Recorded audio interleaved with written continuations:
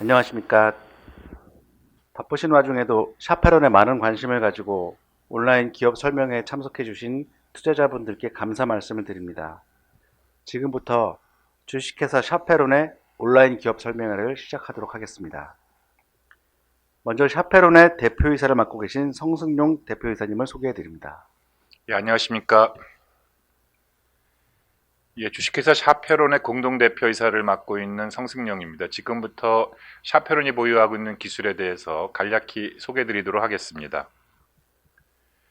우선 전반적으로 회사 소개를 말씀을 드린 이에 저희들이 가지고 있는 기술, 특히 염증 복합체 억제제 기술, 나노바디 치료제, 상장 후에 저희가 해야 될 일들을 중심으로 해서 소개드리도록 하겠습니다. 저희 회사는 2008년에 서울대학교 의과대학의 학내벤처로 시작을 했습니다. 현재 40명 정도의 직원이 주로 서울 자곡동의 본사 연구소에서 근무하고 있고, 일부 인원이 홍천에 소재하고 있는 서울대학교 시스템 면역의학 연구소 내에서 동물 실험을 진행하고 있습니다. 저희 샤페로는 염증 복합체를 억제하는 기술을 개발해서 이를 아토피, 치매, 폐섬유증, 코비드 폐렴 치료제로서 개발을 해오고 있습니다. 또한 항암 분야에서 나노바디 치료제를 동시에 개발을 진행해 왔습니다. 저는 현재 서울대학교 의과대학에서 미생물 및 면역학을 공부하고 있고요. 2019년까지는 서울대학교 시스템 면역의학 연구소에서 소장을 담당을 했습니다. 주로 먼디파마나 에보시나 일라릴리에서 대표이사를 역임하셨던 이명세 대표님께서 2년 전에 조인하셔서 저희 임상개발 사업화 부분들을 총괄 책임져 주고 계십니다. 저희 샤페론의 리더십에 대해서 간략히 소개해 드리도록 하겠습니다. 3일 회계법인 등에서 주로 바이오 투자를 많이 하셨던 윤명진 전무님께서 CFO를 담당해 주고 계시고, SK 플라즈마 대표이사를 역임하셨던 김정태 전무님께서 비리 업무를 맡고 계십니다. 맥킨지 등에서 컨설턴팅 업무를 담당하셨던 박효종 상무님께서 경영기획실을 총괄해 주고 계시고, 국내 제약회사에서 임상시험을 담당하셨던 한선혜 박사님이 전체 임상시험을 총괄해 주고 계십니다. 이지선 상무님께서 임상개발실에서 전체 실무 총괄을 해주시고 계시고, 이상엽 상무님께서 신약연구소의 전체 연구개발 실무 총괄을 해주시고 계십니다. 저희 샤페로는 2004년 제가 네이처 리브 이뮤놀로지에 발표했던 댐스 모델을 기반으로 해서 저희 염증 복합제 억제 기술을 개발해 오고 있습니다. 그런 성과로서 2020년에는 코비드 19 치료제가 이상을 개시를 했고, 아토피 치료제가 이상을 개시했습니다. 20년에는 전 세계적으로 피부과 질환 쪽에서는 가장 규모가 크다고 할 수 있는 리오 파마에서 개최한 미래 피칭 챌린지 대회에서 우승을 차지하였고, 저희는 지금까지 산자부에서 나노바디 개발 기술, 보건복지부에서 알츠하이머 치매 치료제 개발 기술, 그리고 올해 들어서는 국가 신약 개발 사업단으로부터 지원을 받아서 코로나 치료제를 개발해 오고 있습니다. 2021년에 기술성 평가를 AA로 통과하였고, 21년에 국전약품과 치매 치료제 국내 판권을 기술 이전을 하였습니다. 22년에는 브리지바이오의 폐섬유증을 기술 이전을 하였고, 그 외에 여러 제약사들과 함께 공동 연구를 현재 진행해 오고 있습니다. 저희가 자부하고 있는 부분은 국내 바이오텍에서는 보기 드물게 3개의 파이프라인이 현재 임상 단계에 있습니다. 코로나 치료제가 글로벌 2B3, 아토피 치료제가 국내 이상의 환자 등록을 모집하였고, 알츠하이머 치매 치료제가 IND 승인을 완료를 하였습니다. 현재까지 저희는 알츠하이머 치매 치료제 국내 판권을 기술 이전하였고, 특발성 폐섬유증에 대해서는 글로벌 판권을 기술 이전하였습니다. 이 외에도 1세대 물질과 2세대 물질의 후속 연구되고 있는 파이프라인들이 조만간에 기술 이전이 가시화될 것으로 저희는 기대하고 있습니다. 저희 샤페론이 보유하고 있는 기술을 간략히 소개해드리도록 하겠습니다. 말씀드린 대로 아토피 피부염은 현재 국내 임상 이상의 환자 모집을 끝내고 바이오마커 스타디 중에 있고 지난 1년간 미국 FDA와 pre-IND 미팅을 진행을 해왔습니다. 이러한 두 자료를 합쳐서 내년 상반기 중으로는 미국 임상을 기획 중에 있고 치매 치료제는 내년 상반기 중으로 임상 1상을 종료하고 현재 진행 중인 바이오마커 스터디와 결합을 하게 되면은 내년 하반기부터는 기술 이전에 필요한 라이센싱 아웃 데이터 패키지를 완료할 것으로 저희는 생각을 하고 있습니다. 코비드-19 치료제인 경우에는 내년 상반기 중으로 글로벌 2B를 종료하고 조건부 판매 승인을 목표로 하고 있습니다. 조건부 판매 승인이 난다고 하면은 내년 하반기부터는 세일즈를 일으킬 수 있을 것으로 저희는 생각하고 있고 2B 종료와 동시에 3상도 동시에 진행을 하려고 하고 있습니다. 폐섬유증은 현재 브릿지바이오에서 라이센싱인을 해가지고 하셔서 임상개발, 글로벌 라이센싱 아웃 등의 노력을 해주시고 계십니다. 여기까지가 1세대 합성 신약에 대한 말씀을 드렸고요. 이에 못지않게 이어서 바로 안전성, 유효성이 개선된 2세대 물질들을 현재 저희가 개발을 해오고 있습니다. 해서 경구형 아토피 치료제와 경구형 지방간염 치료제를 개발을 진행을 해오고 있습니다. 나노바디 분야에서는 이중항체 기반의 나노바디와 mRNA 기반의 나노바디를 항암 분야의 치료제로서 개발을 해오고 있습니다. 지금부터는 염증 치료제에 대해서 간략히 소개드리도록 하겠습니다. 잘 아시는 것처럼 염증성 질환은 인체의 머리끝부터 발끝까지 모든 장기가 염증성 질환을 앓고 있습니다. 그러다 보니 약 110조 원에 달하는 시장을 형성하고 있고 지난 100년간 사용되어 왔던 스테로이드는 심각한 부작용으로 인해서 임상에서 장기간 사용되는 것이 몹시 꺼려하는 그런 상황입니다. 안전성은 조금 스테로이드보다 좋아졌지만은 그럼에도 불구하고 위장관 부작용이나 신부작용 등이 아직까지 존재하는 상황입니다. 항체 치료제인 경우에는 높은 가격과 주사 제형의 불편함으로 인해서 아직까지는 의학적인 미충족 수요가 존재하고 있는 시장 세그멘트이고요.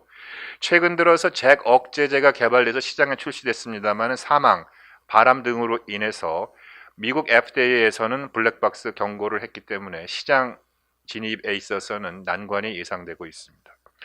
따라서 샤페론에서는 지난 2004년 발표했던 내추럴 이뮤놀로지의 댐스 모델을 기반으로 해서 새로운 염증 치료제를 지난 10여 년간 개발을 해왔습니다. 간략히 저희 샤페론이 보유하고 있는 염증 치료제의 작용 기전에 대해 설명을 드리면 저희가 보유하고 있는 샤페론의 염증 치료 물질은 GPCR19에 결합을 해서 염증 개시 신호와 염증 활성 신호를 억제합니다. 이렇게 되면 그 하단에 존재하고 있던 염증 복합체의 활성이 억제되고 그로 인해서 염증성 질환의 관해를 기대하고 있습니다.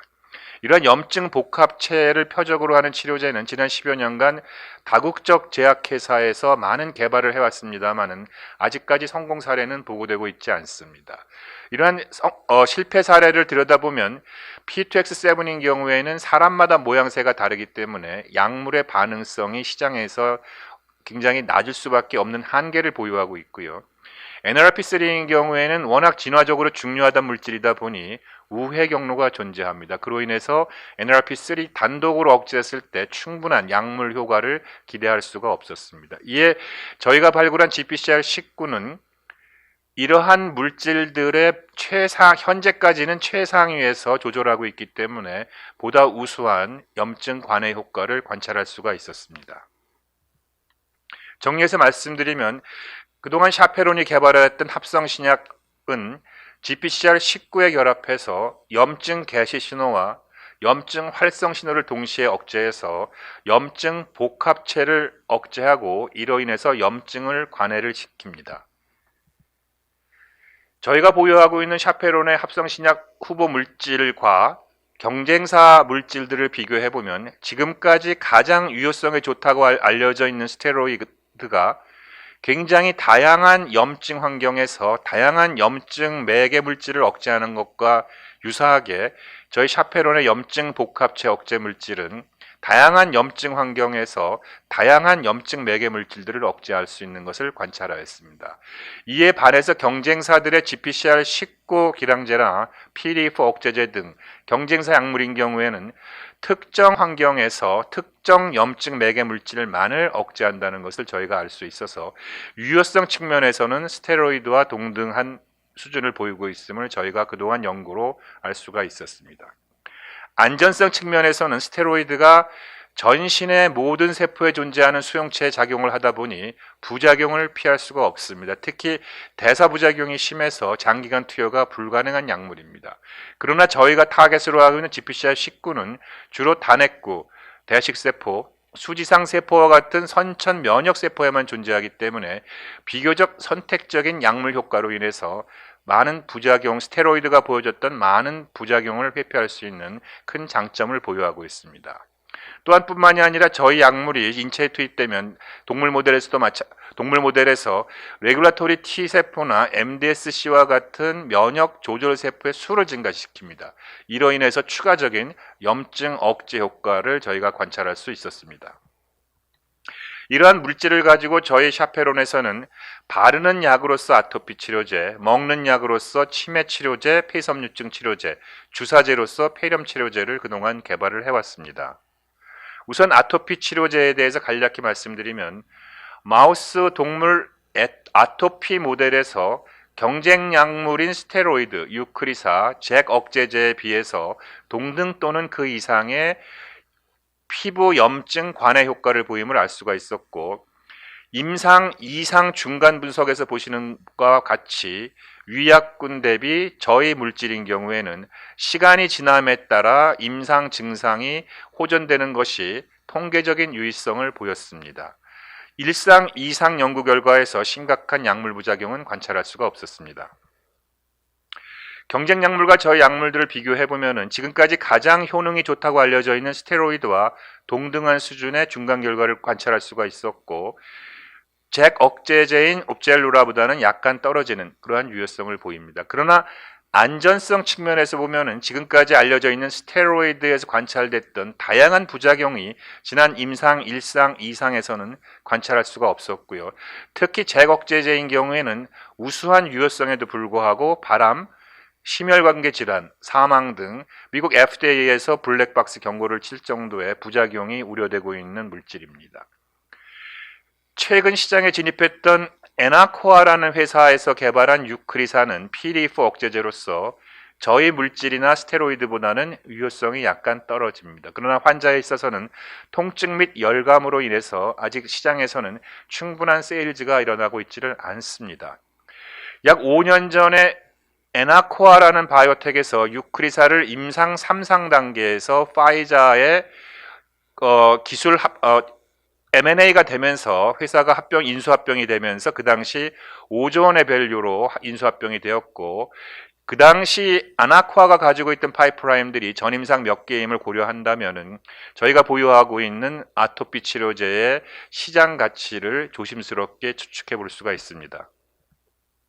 다음으로 치매 치료제입니다. 잘 아시는 것처럼 지난 30년간 치매를 신경학적으로 접근하다 보니 이러한 접근 방법은 치매 치료제를 개발하는데 거의 대부분 실패를 하였습니다. 그러나 최근 10년 들어서 치매의 병리 기전을 염증으로 보자. 즉 염증 아밀로이드 베타에 의한 염증, 그로 인한 신경세포의 사멸, 그로 인한 인지 학습 능력의 감소가 치매일 것이므로 염증을 관해시키면은 이러한 신경학적 증상도 관해시킬 수 있을 것이다라는 생각하에 많은 제약사들이 염증 치료제 개발에 몰두를 해왔습니다.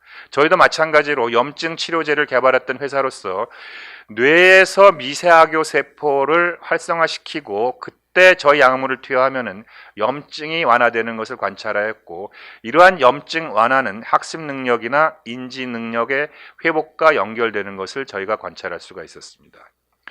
워낙 치매 치료제는 굉장히 오랜 기간 엄청난 액수의 개발 비용이 투입되기 때문에 미국 FDA에서는 바이오마커의 증명만으로도 임상 2상 종료 후 조건부 판매 승인을 해주겠다 하는 취지를 천명하였습니다.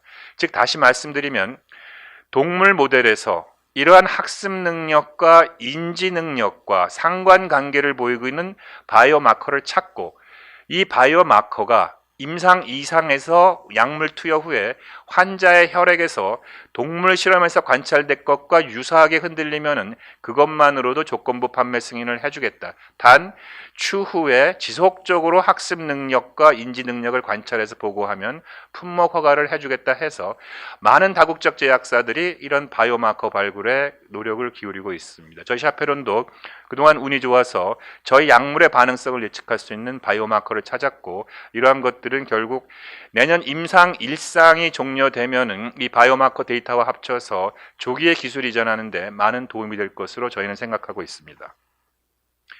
폐섬유증 치료제는 브릿지바이오에서 현재 기술 이전을 해가서 임상 개발, 글로벌 판권 이전 등의 노력을 해주고 있어서 빠른 시일 내에 기술 이전이 가시화될 것으로 저희는 기대하고 있습니다.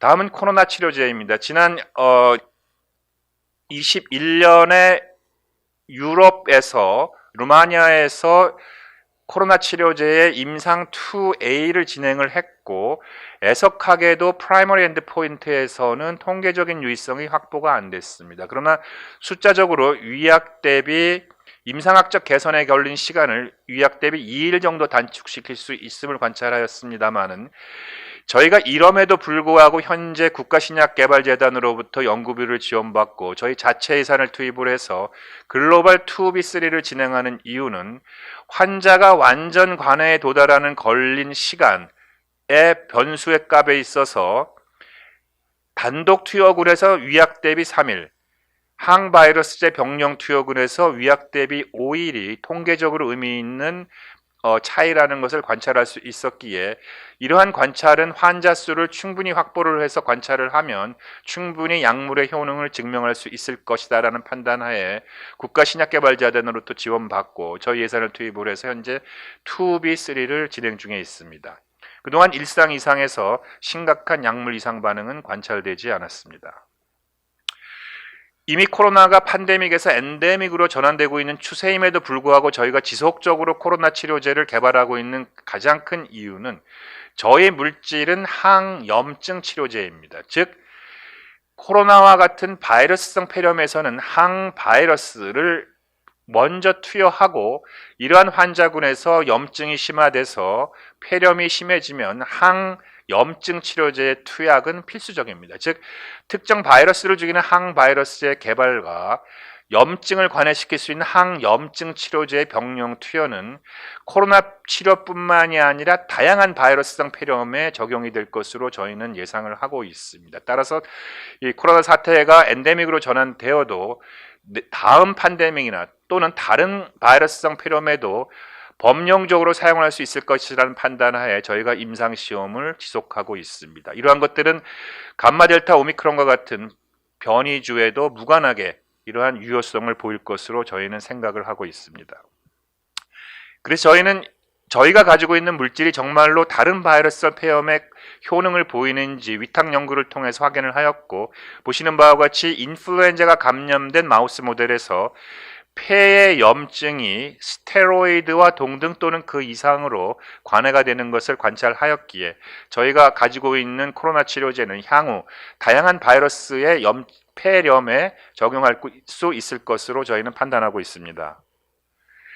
코로나가 팬데믹에서 엔데믹으로 전환이 된다고 하여도 지금 백신 보급률이 낮은 동유럽 국가, 남미 국가, 아프리카 혹은 아시아 빈곤국에 있어서 지속적으로 600만 명 이상의 환자들이 신환이 매년 발생할 것으로 판단이 됩니다.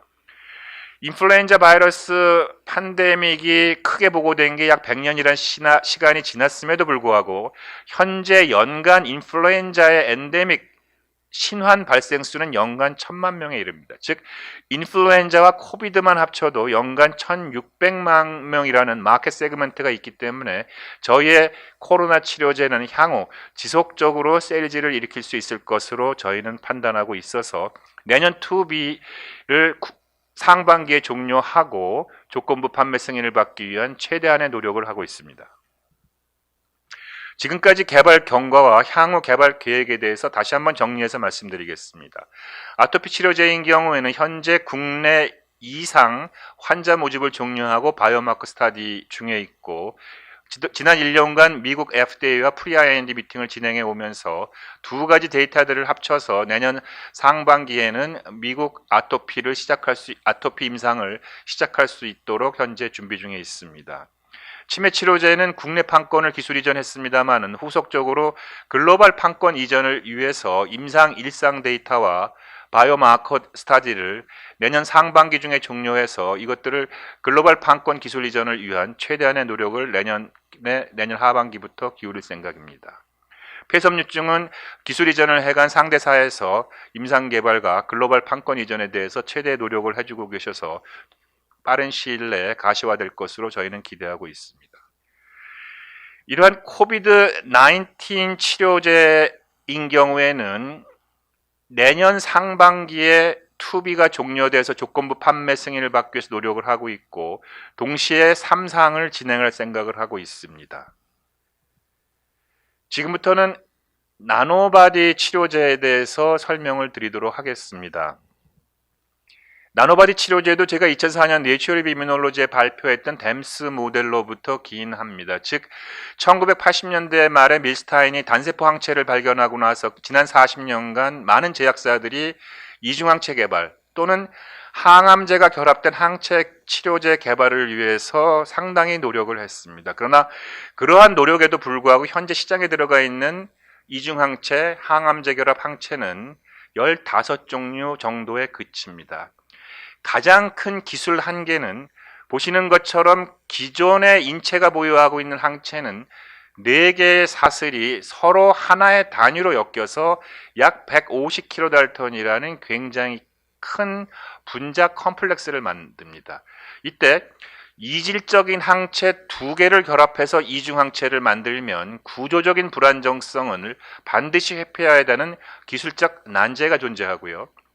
여기에 항암제를 결합해서 만드는 항암제 결합 항체 치료제인 경우에는 항암제가 결합 후에 이 항체의 물질의 불안정성으로 인해서 물질이 응집되고 애그리게이트를 물에 안 녹는 물질 덩어리를 만드는 그런 기술적 난제가 존재합니다. 즉 이중항체나 항암제 결합 항체 모두에 있어서 이런 구조적 불안정성이 야기되고 그것들을 해결해야 할 난제가 지난 수십 년간의 숙제였습니다. 그래서 저희는 이러한 난제를 풀기 위해서 보다 더 구조가 안정하고 수용성이 좋은 그런 항체를 찾기 위해 노력을 했고, 알파카, 라마, 라쿠나, 상어, 낙타 등에서 굉장히 단순한 형태의 항체를 만들고 있음을 알 수가 있었습니다.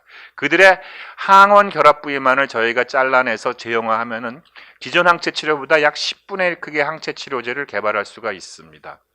이러한 나노바디는 저희가 처음 발견한 것은 아닙니다. 1989년에 벨기에 교수님께서 처음으로 낙타에서 이 나노바디를 발견하시고 그 이후에 에이브링스라는 회사 설립을 했습니다. 이 에이브링스라는 회사는 최근 한 5년 전에 혈우병 치료제로서 나노바디를 품목 허가를 받으면서 사노피에 합병이 됐습니다. 현재 이 사노피 에이브링스 합병사는 10개 이상의 파이프라인을 가지고 있고, 에이브링스가 약 5년 전에 혈우병 치료에 단 하나의 품목 허가를 받은 상태로 사노피에 인수합병될 때 밸류가 약 5조 원 정도였습니다. 해서 저희가 지금 나노바디 개발을 했을 때 하나의 품목 내지는 몇 개의 품목이 갖고 있는 시장 밸류는 약 그 정도가 아닐까 조심스럽게 예측을 해봅니다.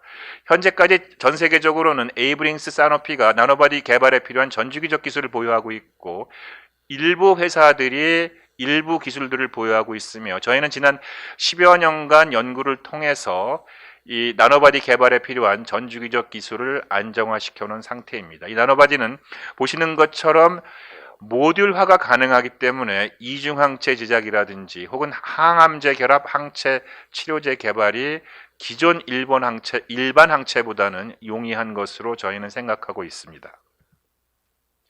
이러한 나노바디 이중항체는 현재 파트너사와 함께 초기부터 개발을 하고 있고, 저희가 특히 애정을 갖고 개발하고 있는 부분은 나노바디 mRNA 분야입니다. 합성 신약이나 항체 치료제의 개발에 소요되는 비용과 시간이 대략 1조 원 15년 정도의 평균적으로 기회비용까지 포함하면 그 정도의 노력이 필요합니다. 그러나 코비드 사태가 터지고 나서 2년 만에 mRNA 백신이 시장에 출시됐습니다. 아마 지난 100년간 의학사에서는 보기 드문 혁신적인 기술이었고요. 즉 지금까지 15년 걸렸던 평균 15년 걸렸던 신약 개발이 2년 만에 가능하다라는 사례를 보여주었습니다. 그러나 지금까지 이 mRNA를 가지고 약을 하겠다는 생각은 굉장히 어려운 기술로 생각이 됐습니다. 왜냐하면 mRNA 자체는 구조적으로 불안정하고 또한 이러한 구조적 불안정성으로 응집체를 잘 만들기 때문에 인체에 주입되면 염증 반응이 심합니다. 또한 구조적 불안정성으로 인해서 생산지부터 소비자까지 이송하는 데 있어서 콜드체인, 즉 냉장 시설이 필수적입니다. 그러나 지난 2년간 코로나 사태로 인해서 이러한 모든 문제들이 다수 해결이 됐기 때문에 이제부터는 보다 비용이나 시간이 절감할 수 있는 mRNA 신약에 많은 기업들이 참여할 것으로 생각이 됩니다. 즉 인터넷이 깔렸고 이제는 컨텐트 경쟁에서 누가 선점하느냐의 경쟁이 될 것입니다. 그러나 이 mRNA 신약 개발하는 데서 무엇보다 중요한 것은 어떤 단백을 mRNA로 만드냐가 가장 키일 것 같습니다. 세포에 붙어서 세포의 기능을 조절하는 데 있어서는 그 단백은 세포에 선택적으로 결합해야 되기 때문에 가장 좋은 후보 물질은 항체 치료 항체입니다. 그러나 말씀드린 대로 항체는 4개의 사슬로 150kDa 되기 때문에 mRNA 제형으로 바꾸기가 용이하지를 않습니다. 그렇다 그러면 다음 옵션은 이들의 10분의 1 크기이면서 사슬이 하나인 나노바디가 옵션이 될 것으로 저희는 생각하고 있고, 그러한 연유로 해서 지난 몇 년간 이 나노바디 mRNA 제형을 개발해 오고 있습니다. 샤페론이 성장하는 데 있어서 앞으로 퀀텀 점프하는 데는 이 나노바디 mRNA가 샤페론의 재정 건전성 강화에는 굉장히 도움이 될 것으로 저희는 생각하고 있습니다. 저희는 나노바디 치료제는 우선적으로 항암 시장에 목표를 두고 있습니다. 그를 위해서 PDL한 CD47 이중항체를 우선적으로 개발을 했고요. 선천 면역계와 후천 면역계를 동시에 제어할 수 있는 이중항체를 가지고 마우스에서 실험을 해보면 종양의 크기가 의미 있게 감소하는 것을 관찰할 수가 있었습니다. 경쟁사가 가지고 있는 가장 큰 기술 한계는 이 CD47 항체인 경우에는 적혈구의 용혈로 인한 빈혈입니다. 그러나 저희가 그동안 찾았던 CD47 항체는 이러한 용혈 현상이 관찰되지 않아서 안전성 측면에서 경쟁사 대비 우월할 것으로 저희는 생각을 하고 있습니다. 지금부터는 상장 후에 저희가 앞으로 해야 될 일에 대해서 말씀드리도록 하겠습니다. 지금까지 저희가 임상까지 끌고 왔던 파이프라인들은 다 1세대 물질들입니다. 이 1세대 물질의 구조에 기반해서 안전성과 유효성이 개선된 2세대 물질들을 포커스드 라이브러리를 통해서 찾았고, 이 찾은 후보 2세대 후보 물질을 가지고 경구용 아토피 치료제, 경구용 지방간 치료제로서 동물 모델에서 유효성을 관찰할 수가 있었습니다. 이러한 2세대 물질의 개발은 특정 염증성 질환에 국한되지 않고 다양한 염증성 질환에 저희는 확장할 계획을 하고 있습니다. 지금까지 GPCR19 스페이스에서 가장 우려됐던 부분은 아직까지 인체 내에서 유효성이 증명된 사례가 없었기 때문입니다만은 저희가 임상 2상을 통해서 어느 정도 임상 2상에서 프루프 오브 컨셉을 보였기 때문에 이러한 2세대, 3세대 후보 물질들은 얼리 스테이지에서 기술 이전이 가능할 것으로 저희는 생각합니다. 이러한 저희 GPCR19에 대한 기량제 혹은 아고니스트, 안타고니스트 등의 개발에 있어서는 저희가 스테로이드 개발사로부터 많은 부분을 학습하고 있습니다. 즉 1930년대 초에 스테로이드가 발견되고 1940년대 중반에 관절염을 표적으로 해서 임상시험에 성공하고 최초의 이 분야에서 노벨상이 부여된 후에 그 뒤로 약 80년간 굉장히 다양한 기술 개발이 있었습니다. 즉 스테로이드의 2세대 물질, 3세대 물질, 또 생산 공정의 30단계 이상의 생산 공정을 10단계 이하로 줄이는 이 과정에 참여했던 많은 분들에게 노벨상이 수여가 됐고, 또한 그 가치 노드에 참여했던 많은 회사들이 캐시플로우가 있었습니다. 따라서 GPCR19 스페이스의 퍼스트 러너로서 저희는 이러한 스테로이드 개발사를 학습을 해서 앞으로 GPCR19의 2세대, 3세대 후보 물질, 공정 개선 등을 통해서 보다 우수한 약물 후보 물질이 보다 더 유효성을 가지고 많은 다양한 염증성 질환에 사용될 것으로 기대하고 있습니다. 간략하게 앞으로 계획에 대해서 말씀을 드리면, 나노바디 기반의 이중항체 치료제는 2023년까지 임상 일상 IND에 필요한 데이터 패키지를 완료할 생각입니다. mRNA 기반의 나노바디 제형인 경우에는 2024년까지 임상 일상 IND에 필요한 데이터 패키지를 완료할 생각이고, 2세대 염증 복합체 치료제들은 2024년 말까지 임상 일상에 필요한 IND 승인에 필요한 데이터 패키지를 완료할 생각을 하고 있고, 저희는 가능하면 이러한 것들이 목표치에 도달하기 이전에 얼리 스테이지에서 기술 이전하는 것을 목표로 하고 있습니다. 샤페론이 가지고 있는 파이프라인들의 장점을 다시 한번 요약해서 말씀드리면, 염증 복합체 억제제인 합성 신약 부분에 있어서 아토피 치료제는 현재 국내 임상 이상 환자 모집을 끝내고 바이오마커 스터디 중에 있고, 지난 1년간 미국 FDA와 프리-IND 미팅을 거쳐서 내년 상반기 중에는 미국 임상 개시를 목표로 하고 있습니다. 또한 바이오마커 도출을 위해서 보다 더 저희 아토피 치료제가 선택적으로 훨씬 작용이 가능한 그러한 바이오마커를 찾아서 프리시전 메디신을 앞당기는 것을 목표로 하고 있습니다. 치매 치료제인 경우에는 내년 상반기 중으로 일상을 종료하고 바이오마커 스터디를 끝내서 내년 하반기부터는 글로벌 판권 이전에 적극적으로 노력을 하고자 합니다. 코로나 치료제인 경우에는 현재 국가신약개발재단으로부터 연구비를 지원받아 진행되고 있는 2B 단계 글로벌 임상이 내년 상반기 5월, 6월 중에는 종료를 해서 조건부 판매 승인을 하고 그로부터 세일즈를 일으킬 생각을 하고 있습니다. 동시에 3상을 진행하고 그 이후로 다양한 종류의, 특히 인플루엔자 바이러스와 같은 폐렴의 적응증을 확대해서 시장 확대를 모색하고자 합니다.